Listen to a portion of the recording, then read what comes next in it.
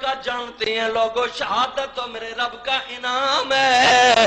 اللہ رب العزت نے جن لوگوں پہ انعام نازل کیے وہ انعام یافتہ لوگ کون سے؟ انعم اللہ علیہم من النبیین والصدیقین والشہداء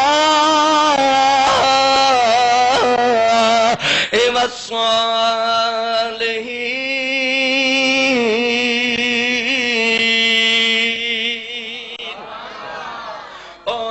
شہادت تو اللہ کی طرف سے انعام ہے. میرے آقا لجپال صلی اللہ علیہ وسلم خدا کی قسمیں اگر میرے آقا کریم علیہ السلام کے ہاتھ اٹھ جاتے ہاتھ تو رہے ہاتھ میرے نبی کی ایک انگلی اٹھ جائے اس انگلی کے اشارے سے ڈوبے سورج پلٹ آتے ہیں. اس ایک انگلی کے اشارے سے چاند میرے مصطفیٰ کی بارگاہ میں آ جایا کرتے ہیں. لوگوں میرے آقا ہاتھ اٹھا دے تو جناب ابو ہریرہ کی ماں کو ہدایت مل جائے. لوگوں میرے آقا کریم علیہ السلام اگر اپنے ہاتھ اگر پھلوں کے برتن میں رکھ دیں یارو وہ پھل بھی میرے نبی سے کلام کرنے لگے اللہ کی تسبیحیں پڑھنے لگے. لیکن لوگوں میرے نبی کریم علیہ السلام نے حسین کے لیے اس شہادت سے بچنے کی دعائیں نہ مانگی بلکہ میرے نبی نے دعائیں مانگی اللہم آت الحسین صبرا و اجرا. میرے آقا کہتے ہیں مولا حسین کو ادھر صبر بھی عطا کرنا اور ساتھ اجر بھی عطا کرنا. اب صبر کیا ہے؟ صبر ڈٹ جانا ہے صبر ڈٹ جانا ہے. اور لوگوں یہی صبر آج ہمارے پاس کسوٹی ہے یہی صبر آج ہمارے پاس پہچان ہے. آج اس دنیا میں ایسے ایسے بے ایمان ہیں جو کہتے ہیں یزید کو پرانا کہو یہ تو دو شہزادوں کی جنگ ہے. میں کہتا ہوں لوگوں ایک طرف حسین کو شہزادہ کہتے ہو دوسری طرف بے ایمانوں یزید کو شہزادہ کہتے ہو. میں بے ایمانوں سے کہتا ہوں لوگوں حسین میرے نبی کا بیٹا ہے سیدہ فاطمہ کا شیر پینے والا ہے. اور لوگوں میرے نبی کا فرمان ہے لوگوں عاشورہ کے دن اگر کوئی بندہ کسی یتیم کے سر پہ ہاتھ رکھے اس کے ہاتھ کے نیچے جتنے بال آئیں گے اللہ ایک ایک بال کا بدلہ تمہارا جنت میں درجہ بلند فرمائے گا. اور لوگوں عاشورہ کے دن یتیم کے سر پہ ہاتھ رکھنے والا اگر ایک ایک بال کا بدلہ جنت میں درجہ حاصل کر لے جنت میں کمال حاصل کر لے لوگوں وہ جنت میں اعلیٰ درجوں پہ پہنچ جائے. لیکن لوگوں یہ خیال کرو اس روز آل رسول کو یتیم کرنے والا جنتی کیسے ہو سکتا ہے؟ وہ جہنمی ہے. اس لیے کہ عام مومن کا قتل کرنے والا عام قتل حمد کرنے والا قرآن کہتا ہے وہ جہنمی ہے ہمیشہ ہمیشہ اس میں رہے گا.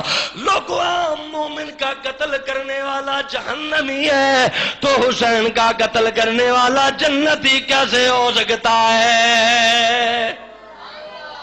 اس لیے دوستان گرامی قادر حضرت امام حسین رضی اللہ تعالیٰ عنہ ان کو جھولے کے اندر میرے نبی کریم علیہ السلام نے شہادت کی خبریں عطا کی ہیں شہادت کی بشارتیں عطا فرمائی ہیں.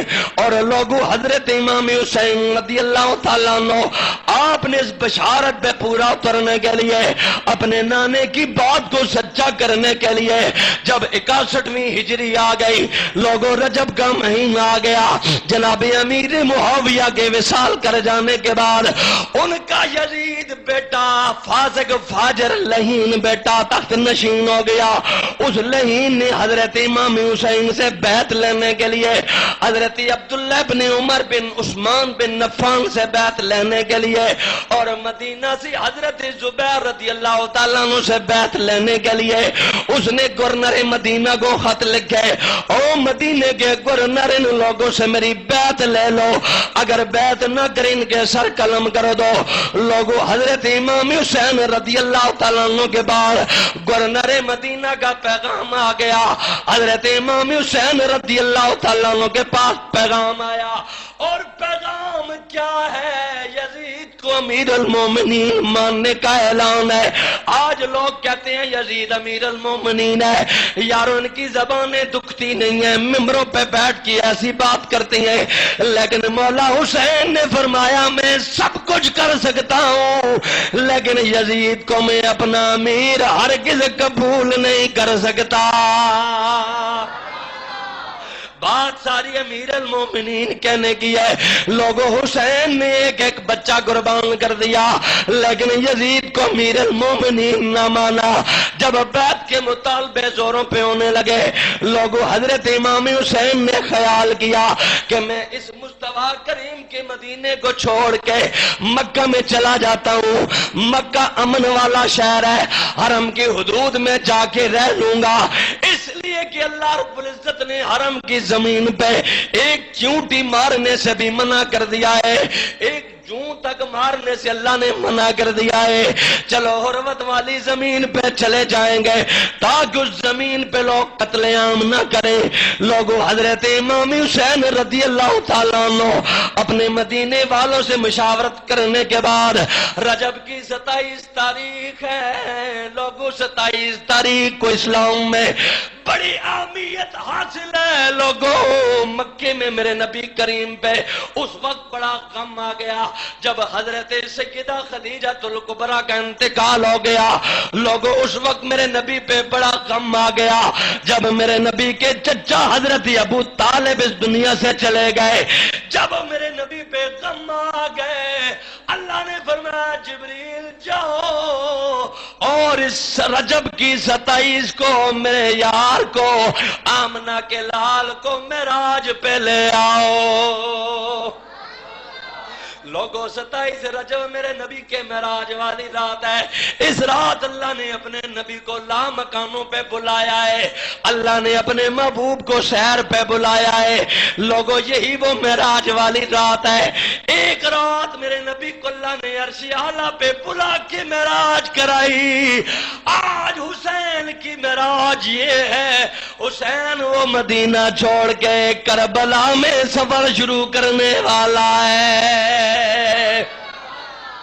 اور لوگ اس رات پہ غور کرو، امام حسین رضی اللہ تعالیٰ عنہ مدینہ طیبہ میں اپنے آقا اپنے مولا محمد رسول اللہ صلی اللہ علیہ وسلم کی قبر پاک پہ حاضر ہوئے، میرے آقا کریم علیہ السلام کی بارگاہ میں آ گئے۔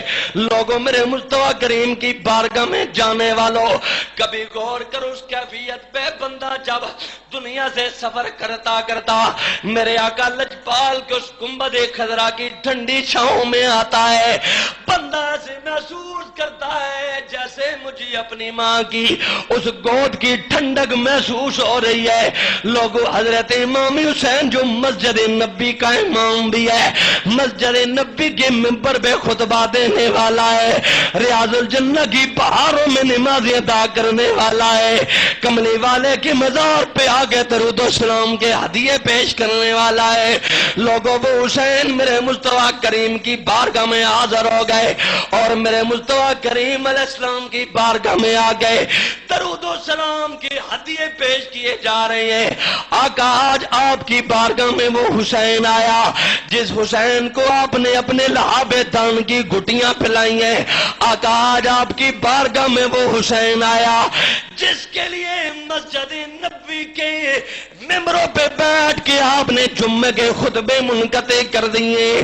آقا آج آپ کی بارگاہ میں وہ حسین آیا ہے، اگر آپ نماز میں ہوتے اور سیدہ زہرا کے گھر سے ہمارے رونے کی آواز بلند ہوتی، آقا آپ نماز مختصر کر دیتے اور آگے کہتے سیدہ میرے بچوں کو رلایا نہ کرو، اس لیے کہ ان کا رونا مجھے بے چین کر دیتا ہے۔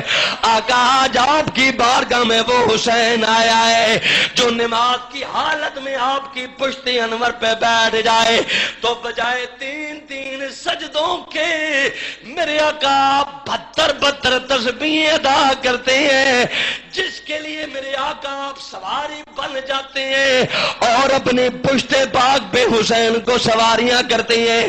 آقا وہ حسین آیا ہے اس لیے کہ آج اسلام کو ناموس مصطفیٰ کے پاس بان کی ضرورت ہے. آج اس اسلام کو بچانے والے ایک سپاہی کی ضرورت ہے. اور لوگ حضرت امام حسین رضی اللہ تعالیٰ عنہ میرے آقا لجپال کی بارگاہ سے اجازت طلب کرتی ہیں. ادھر اس کیفیت کے اندر یارو غور کرو نا, بندہ کسی جگہ پہ چلا جائے, کسی مقام پہ چلا جائے. آج اگر تم کسی دیہات کے اندر سکول پڑھتے ہو, تم نے وہاں سے 10ویں جماعت پاس کی ہو, یارو اگر 10-20 سال کے بعد اس مقام پہ چلے جاؤ تمہیں یاد آئے گا یہ میرا سکول ہے, یہ میری کلاس ہے, اس فلاں جگہ پہ میں بیٹھا کرتا تھا. لوگوں آج حسین آیا ہے میرے نبی کی بارگاہ میں, اور آج حسین پوری اجازت لے کے ہمیشہ ہمیشہ کے لیے مدینہ طیبہ چھوڑنے کے لیے آیا ہے. میرے مصطفیٰ کریم کا مدینہ طیبہ جس کو چھوڑنا بڑا مشکل ہے, آج حسین اس مدینہ طیبہ کو چھوڑ کے رخت سفر باندھنے کے لیے اجازت لینے آیا ہے. لوگوں میں کہتا ہوں مدینے والوں نے کبھی خوشی بھی دیکھی تھی, وہ دن بھی یاد کرو جب میرے آقا لجپال ہجرت کر کے مدینہ تشریف لائے تھے اور مدینے والوں نے مکانوں کی چھتوں پہ چڑھ گئے, دیواروں پہ بلند ہو کے دف بجا کے میرے آقا کی آمد پہ خوشیوں کا اظہار کیا تھا. میں کہتا ہوں مدینے کی تاریخ میں جتنی خوشی میرے آقا کے آنے پہ مدینے والوں کو ہوئی, لوگوں میں چاہتا ہوں آج ایسے لگتا ہے اس خوشی کے مقابلے میں مدینے والوں کو سب سے بڑا غم نظر آ رہا ہے. اور لوگوں حسین مدینہ کی زمین چھوڑ رہا ہے. لوگوں حضرت امام حسین رضی اللہ تعالیٰ عنہ کے ساتھ خاندان کی پاک بیبیاں موجود ہیں, چھوٹے چھوٹی بچیاں بچے موجود ہیں. اور لوگوں جب امام حسین اپنے نانا حضور کی بارگاہ میں سلام دینے کے بعد حضرت سیدہ فاطمہ الزہرا رضی اللہ تعالیٰ عنہ کی قبر پہ حاضر ہوئے, لوگوں حسین کو یاد آئی ہوگی ماں کی محبت, لوگوں حسین کو یاد آیا ہوگا ماں کا پیار. اس لیے کہ بندہ بوڑھا بھی ہو جائے, بندے کی داڑھی سفید ہو جائے, داڑھیوں میں چاندی آ جائے, لیکن لوگوں اگر ماں کی محبت کی بات کی جائے بوڑھے بوڑھے بھی آنکھوں میں آنسو سجا لیتے ہیں, اس لیے کہ ماں کی محبت انہیں بھی یاد آتی ہے. لوگوں آج جب حسین اپنی ماں کی بارگاہ میں آیا ہوگا یقیناً ماں کی محبت یاد آئی ہوگی. ہے ماں تو نے ہمارے لیے ہمیں جھولٹ میں لٹا کے جھولے بھی جھلائے ہیں, ایک ہاتھ سے چکیاں بھی چھلائی ہیں. اے ماں جس حسین کو تو نے چکیاں چلاتے ہوئے قرآن پڑھ کے سلایا ہے, اے ماں جس حسین کو تو نے قرآن کی لوریاں دے کے سلایا ہے, اے ماں جس حسین کو تو نے درود پڑھ کے جگایا ہے, آج وہ حسین تیری بارگاہ سے جدا ہونے